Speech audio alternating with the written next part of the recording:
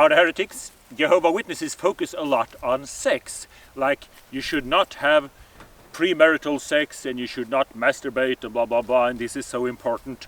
And they always say in the Watchtower literature that this is so wise because it protects you from sexually transmitted diseases, STD. And I remember when I was a witness listening to this, there's like a big elephant in the room would be, why would God protect us from something that He created? It would be easier if He didn't create it. It also would be easier with, intelligent design, to actually do intelligent design instead of stupid design, because the way human beings are created is that we are physically capable of becoming a parent when you're 12 years old, but you're mentally capable of being a parent when you're 20 years old, and between that you are horny. So, and then the third thing would be that there's actually no place in the Bible that says that masturbation is wrong and that premarital sex between adults is wrong.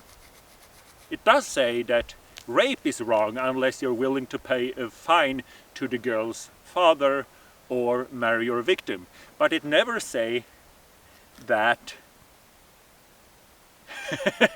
premarital sex between consenting adults is wrong in the Bible, but it says so in the Watchtower literature over and over again. And then I just realized also this Watchtower talk about STDs, that's also not in the Bible. There's no STDs in the Bible, except the closest thing you can find would be that Aaron had stuff growing on his rod, but that's not really the same thing. He contracted that from Jehovah. And Jehovah had, since we're talking about it, Jehovah had a burning bush. But so